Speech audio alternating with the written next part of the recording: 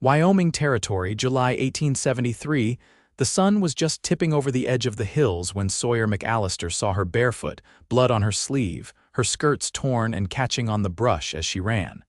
Behind her came the shouting. Men, 5, maybe more. He could not see their faces yet, only the dust rising behind their horses. He did not think. He never did when it came to right and wrong. Sawyer kicked his bay, gelding into motion, riding down from the ridge where he had been watering his horse. He reached her fast, cutting across the dried grass, his voice low but firm. "Get on!" The young woman froze for half a breath, eyes wide with panic, but something in her must have recognized he was not one of the mob. She grabbed for the saddle horn and he leaned down, lifting her up behind him without breaking stride. She held tight to his waist as he turned the horse toward the Snake River. "They're going to kill me," she said, breath ragged in his ear. Not today. The river was a half-mile off, running strong with the spring snowmelt, and that was the only chance they had. He could hear the riders gaining. She clung tighter, her cheek pressed against his back. "I'm Sawyer," he said, just loud enough for her to hear. "Evelyn," she said. Evelyn Tate. He would remember that name forever. They reached the riverbank just as the mob crested the rise behind them. The horse balked at the water, but Sawyer guided him in, the current tugging hard at the animal's legs. Evelyn gasped, her arms latching tighter around him, but she did not scream. The river was cold and rough, but they made it across, soaked to the bone, the mob howling behind them but not daring to follow into the deeper current. Once across, he did not stop. He pushed the horse another mile upriver, into the trees, before sliding from the saddle and helping her down. She stumbled and he caught her, steadying her with both hands. She was shaking, not from the cold but from everything else. "Are you hurt?" he asked. She shook her head, but she looked ready to fall over. He tied the horse loosely and led her to a fallen log. "Sit, rest, I will keep watch." She sat, wrapping her arms around herself. Her hair, dark and tangled, hung wet across her shoulders. She looked up at him, eyes rimmed red. "I did not kill that man," she said. "I believe you," she nodded once, like she had not expected that. "He tried to force himself on me. I fought him off. He hit his head when I shoved him." Her voice cracked. "They did not care what he did. Just that he was the banker's son." Sawyer crouched beside her, his jaw tight. "That town is a bad place if they let men like that go unpunished." "I should have run last night," she whispered. Then she looked at him. "Why did you help me?" He did not answer right away. He looked at her, really looked. She was young, maybe 20, but no softness left in her. She had seen too much already. He saw the same kind of fight in her that had kept him alive through war and 6 winters alone. "Because I have done things I needed forgiving for," he finally said. "And I know what it is to be hunted for something that was not wrong." She blinked, and then her hand touched his briefly, just a brush of fingers against his. "Thank you," she said. He nodded once. They rode again just before sunset, deeper into the hills. Another hour brought them to a small cabin he had built 2 years ago, tucked into a grove of fir trees with a spring running nearby. He helped her down again and opened the door. "It is not much," he said, "but you will be safe here." He lit the lantern and fed the stove while she peeled off her wet boots. She took in the rough-hewn walls, the cot, the tin plates. Then she looked back at him, quiet for a long moment. "This is yours. Built it myself." He handed her a dry blanket and stepped back to give her space. She wrapped it around her shoulders and sat near the stove. "Do you live out here alone?" "I do." "No wife?" He shook his head. "Never found someone who wanted this kind of life." She nodded slowly, then curled her legs beneath her. He gave her stew from a pot he had made that morning. She ate quietly, like someone used to going without, and he watched her from the other side of the room. Afterward, when the fire burned low, she said softly, "I do not know where I will go." He looked at her, then at the small window where the moonlight touched the floor. "You can stay here," he said. "For now." She looked up at him, eyes wide again, but not with panic this time, just surprise. "Why?" "Because you need a place and I have one." She gave a small, tired smile. "You are not like other men, did not aim to be." She looked down, then back up. I feel safe here, he nodded. Then stay. As long as you need. That night she slept on the cot and he made a bedroll by the fire. She watched him as he lay down, her eyes soft in the firelight. Good night, Sawyer, she whispered. Good night, Evelyn. He closed his eyes, but sleep did not come easy, not with her so close.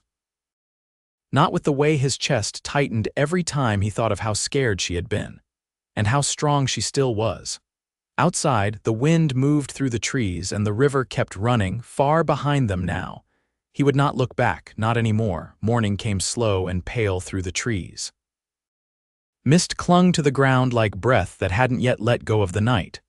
Sawyer stepped outside with his rifle slung low across his back, boots damp from the dew as he checked the snare lines between the trees. He moved quiet, careful not to wake her. A rabbit hung limp in one of the traps, and he made quick work of it, gutting it at the creek's edge and rinsing the blade in cold water before heading back. Inside, Evelyn sat at the edge of the cot, hair combed back with her fingers, her hands folded in her lap like she was waiting for something to fall. She looked up when he entered, eyes alert but not guarded. "You hunt before sun up?" she asked. He nodded once and set the rabbit near the hearth. Best time before the noise of the day unsettles him. She stood, stretching her legs. Her voice had steadied some overnight, but the bruise along her forearm had darkened, an ugly purple blooming beneath the skin. "I can boil water," she said. "And I know how to strip meat if you want help." Sawyer met her eyes. "If you're sure. I'm not made of glass." He handed her the knife and she worked beside him in silence, her movements practiced. When the stew pot was set over the fire, she leaned against the wall, watching the flames catch and curl around the iron. "I was raised on a barley farm outside Laramie," she said, unprompted. "My mother died after the second winter. My pa tried to keep it going, but it was too much on his own. When he passed, I went to town." Her mouth twisted a little. "I thought I could earn enough as a seamstress to buy the place back." Sawyer sat across from her, elbows on his knees. "Did you?" She shook her head. "The banker said my credit wasn't good enough. His son made promises. I should have known better." He didn't offer comfort. She didn't ask for it. Instead, he stood and began stacking the fresh wood he'd cut yesterday. She joined him after a moment, carrying the smaller kindling to the box near the stove. "I don't expect to stay here long," she said as they worked. "I'll find a way north once I've got my bearings." "You don't owe me anything," he replied, not looking at her. She was quiet a moment. "I didn't think you'd say that. I'm not interested in keeping people where they don't want to be." "I didn't say I didn't want to be here." He looked up then, her gaze steady on his. Her face was still tired, but there was a flicker of something steadier behind her eyes now. Rain started just after midday, a soft patter on the roof that grew to a steady rhythm. Evelyn sat cross-legged on the floor, darning one of his wool socks with a needle she'd found in his sewing tin. "You ever live in a town?" she asked. "Once." "Why'd you leave?" He thought about it for a long moment. Then, "The war changed too much in me, couldn't stand the noise anymore or the way people looked at each other." She nodded like she understood, then she looked up from the sock. "There's a steadiness in you," she said. "I don't mean just your hands." He didn't know what to do with that, so he didn't say anything. She didn't seem to need him to. By late afternoon, the rain let up. Evelyn stepped outside with the tin basin and washed her face at the edge of the cabin, sleeves rolled high, the damp wind tugging at her hair. Sawyer watched from the doorway, arms crossed. "You ever break a horse?" she asked, not turning. "More than a few. I was thrown once. Split my lip open and knocked 2 teeth loose. I got back on." He smiled then, just a little. "I believe that." She glanced back at him, brushing her hair over one shoulder. "I don't scare easy, not anymore," he nodded. "That's clear." They didn't speak much after that. She took down his spare shirt from the peg and rolled the sleeves to her elbows, started mending the tear along the shoulder seam with methodical stitches. He whittled a new handle for the kettle hook, shavings curling at his boots. When the fire burned low again, she sat near it with her knees drawn up, eyes half shut. "You said I could stay as long as I needed," she murmured. "I meant it." Would it be all right if I helped with things around here? Not just sewing. I can cut and split wood. I don't like sitting still too long. He set down the knife and looked at her. You don't have to prove yourself here. I'm not trying to prove anything, she said. I like being useful. He saw the truth in that. And something settled in him then, something he hadn't felt in a long while. Not hope exactly, but the shape of it. You can help, he said. If you want. She gave a small nod, then pulled the blanket tighter around her shoulders. Thank you for not asking questions I don't want to answer, she said. When you're ready, you'll say what you need to. She didn't reply, but her eyes softened, and for the first time she looked like someone who might sleep through the night. The next days passed in quiet rhythm. Mornings began with breath in the cold air and the smell of wood smoke, the two of them moving through the small cabin and surrounding woods like they'd done it side by side for years. Evelyn never asked what Sawyer had done before the hills, and Sawyer never asked how many nights she'd gone hungry. It was a kind of agreement, wordless but understood. The past was behind them and the days ahead were theirs to shape. One morning, just after dawn, Evelyn stood outside with a basin of creek water, washing her hands clear of pine pitch. Sawyer returned from checking the trapline, a brace of quail slung over his shoulder, and stopped short at the sight of her. She was humming something low, tuneless, but content. The air was still, the kind of still that made a man feel the world wasn't leaning quite so hard on his spine. You have kin left? He asked, setting the birds down on the chopping stump. Her humming paused. An aunt in Helena, maybe. She never wrote back after Pa died. I reckon I'm not the sort she wanted to take in. He nodded, not out of agreement but comprehension. You, 2 brothers. One took a bullet in Franklin. The other went east after the war. Haven't heard since. She dried her hands on her skirt. You ever think of going after him? Not anymore. If he wanted to be found, he would have left a trail. She studied him then, like she was trying to place him among the men she'd known but couldn't. He didn't flinch from it. Did you love anyone before? She asked, voice softer now. A woman in Louisiana. She wrote when I was in uniform. Said she married a man who stayed. Evelyn didn't offer pity, just lowered her gaze and asked, Did it make you bitter? He shook his head. Made me quiet, she nodded, like that made sense to her. Then, after a beat, I was engaged once. He was a ranch hand, nothing grand. But he got into a card game he couldn't pay out of. Left town before the debtors came knocking. I waited a year before I stopped setting an extra place. Sawyer watched her as she spoke, her hands pressing the last of the water from her skirt's hem. Her voice didn't tremble, but it carried the weight of something she no longer tried to carry alone. You were better off, he said. I know that now. They worked through the morning in companionable silence. Evelyn plucked the quail, humming again. Sawyer carved notches into a new beam for the roof's edge, where the snowmelt had started seeping through. It was the kind of day that passed without rush, marked only by the angle of the sun and the creak of wood underhand. By late afternoon, Evelyn stood with her sleeves rolled high, hauling buckets from the spring. Sawyer watched her from where he knelt, fitting the beam into place. You work harder than most men I've known, he said. She glanced over her shoulder and smiled, not the kind that tried to charm, but the kind that reached her eyes. Hard work's the only thing I ever trusted to keep me fed. You ever think of settling in one place? I never thought I'd have the chance. He stood and dusted off his hands. You've got that now. She didn't answer right away, just looked past him, toward the ridge where the trees grew thick and the trail wound out of sight. I don't know what I'd be if I wasn't running, she said finally. You're not running now. Her eyes found his again, and something shifted there, quiet and sure. She stepped closer, slow, like she wasn't certain what she was reaching for but couldn't stop herself. He didn't move, only watched her come to him. I don't think I want to leave, she said. He nodded once, steady as ever. Then stay. She reached out, her hand brushing his chest, not bold but not uncertain either. I don't scare easy, she said again, though the words carried a new shape now. I know, he said. You're the bravest woman I've ever seen.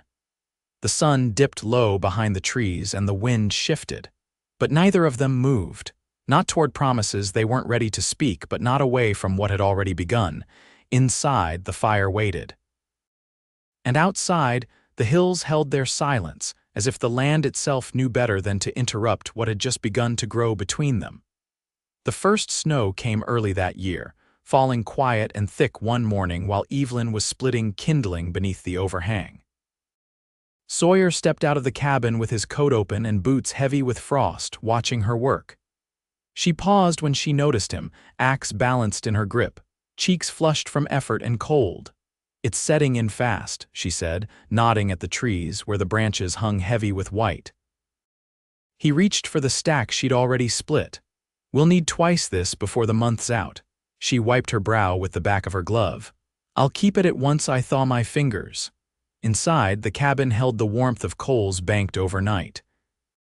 Evelyn peeled off her gloves and laid them by the stove while Sawyer ladled cornmeal mush into 2 bowls.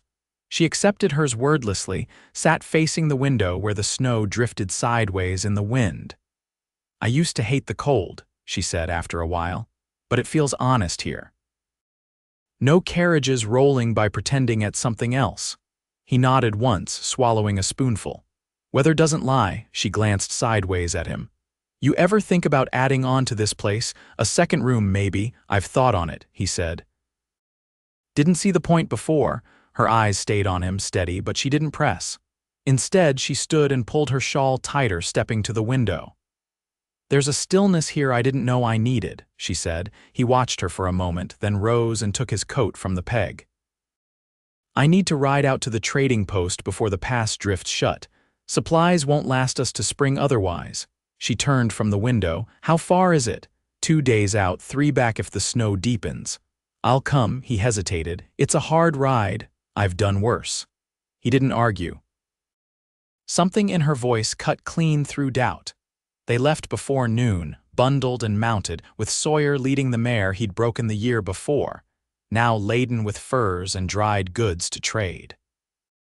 The trail wound narrow and steep through the hills, the snow slowing their pace, but Evelyn kept close behind, reins steady in her hands. By dusk, they'd made camp beside a rock outcrop, building the fire low and tight beneath a lean-to of pine branches.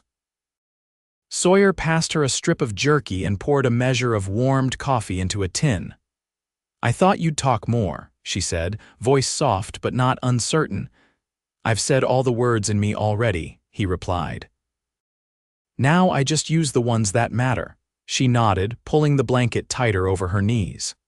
"I used to chatter just to fill silence. Now I like knowing it doesn't need filling." He looked across the fire at her, the red glow catching the curve of her cheek. "You've changed, then. Being hunted'll do that." He didn't flinch. "You're not hunted here." "No, I'm not." They lay that night close beneath the tarp, the wind cutting through the trees but the cold kept at bay by the press of their shoulders. Neither spoke. They didn't have to. By the second night, the trail dipped toward the valley, and lights from the trading post flickered through the snow. The man who ran it, Hawkins, was lean and sharp-eyed, but he took Sawyer's pelts without question, passing over sacks of flour, beans, and salt in return.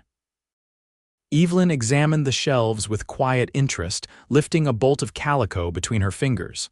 "You want it?" Sawyer asked. "It's fine cloth," she said. "But I've nowhere to wear it." He placed it on the counter anyway. Back outside, she looked up at him, snow clinging to her lashes. "You didn't have to." "I wanted to." The ride back was harder. Snow deeper, horses slower, wind sharp enough to sting, but they made camp again in the same place, and this time when she lay beside him, she turned toward him in the dark. "My hands shook the day I ran," she said. "I told myself if I made it to the trees, I'd never look back, but I did. I looked back twice." He listened, breath slow. "I haven't looked back since that river." He reached for her hand, calloused and cold, and held it between his own. "You don't have to run anymore," he said. "I know." She leaned close, forehead against his jaw. "I've never had a place I wanted to belong to, not until now." The fire cracked low and the wind softened. Around them, the night held. When they reached the cabin again, the snow had deepened to the steps. Evelyn pushed the door open, and the warm air met them like breath. She crossed the room without hesitation, pulled the calico from the sack and laid it over the chair. Then she turned to him. "If you're still thinking of adding that second room," she said, "I've got some ideas." He stepped inside, snow falling from his coat, and closed the door behind him. "I'd like to hear him," he said. The snow didn't let up for 3 weeks. Wind carved deep hollows into the hills, and the world beyond the cabin narrowed to the edge of the tree line. Inside, the days passed in steady rhythm, mending, chopping, baking what they could from what they had. Sawyer built the new room frame by frame, his breath fogging in the cold as he worked, Evelyn handing him boards or nails, her brow furrowed with focus. They didn't speak much while they worked, but when night came and the fire burned low, they sat close, sharing warmth and silence. It wasn't the kind of closeness that asked for words. One evening, Evelyn set down the shawl she'd been hemming and crossed the room to the small crate where she'd tucked away the bolt of calico. She unfolded it, ran her fingers over the fabric, then turned to face him. "I'd like to make something from this," she said. "Not for wearing to town or for Sunday best, just for here for me." Sawyer looked up from the tin of carved nails he was sorting. "You should." She hesitated, then added, "I'd like to have something fine that wasn't given to me as pity or payment," he nodded. "Then you'll make it your own." She smiled, faint but real, and set to cutting the fabric that same night. By the time the new room was enclosed and the snow had begun to sink under its own weight, Evelyn had finished the dress. She didn't wear it right away. She hung it by the window where the sun reached in, the blue of it deep and clean against the wooden wall. "I never had something that felt only mine," she said one morning, brushing her fingers over the hem. "Not since before I left the farm." Sawyer stood at the stove, pouring coffee into 2 tin mugs. "It suits you," he said. She took the cup he offered and leaned against the table, eyes steady on his. "You've never asked me to stay," she said. "I figured you'd know when you were ready." She set the mug down. "I am." He met her gaze with the quiet certainty he carried into every room. "Then stay." She stepped toward him, close enough now that he could see the small crescent scar near the edge of her jaw, one he hadn't noticed before. She reached for his hand. "I want to build something here," she said. "Not just walls and shelves, a life. One that's mine and steady and doesn't disappear when someone changes their mind." He closed his hand around hers, rough palm to rough palm. "Then we'll build it together." They married that spring. Not with a preacher or papers, but with a promise exchanged beneath the firs, with no one but the birds and the thawing creek to witness it. He carved her a ring from elk bone, sanded smooth and plain. She stitched him a new shirt from the last of the wool she'd traded for with her own hands. That summer, they finished the second room. Evelyn lined the shelves with dried herbs and jars of preserved peaches she traded for from a family who passed through with a wagon full of goods. Sawyer rigged a second stovepipe so she could cook without smoke clouding the rafters. They planted a small garden behind the cabin. Beans, onions, and a patch of tobacco Sawyer tended quietly, more for the ritual than the leaf. Evelyn taught him how to keep the rows straight and tie the climbing vines to stakes. He watched her hands as she worked the soil, the way they moved with certainty, and something inside him settled deeper than it ever had. They didn't speak of the town she'd fled, or the banker's son buried under the weight of his own cruelty. It was behind them, like war was behind Sawyer, like empty chairs and unpaid debts. They'd carried their pasts into the hills and laid them down, not to forget but to leave where they wouldn't rot the ground beneath their feet.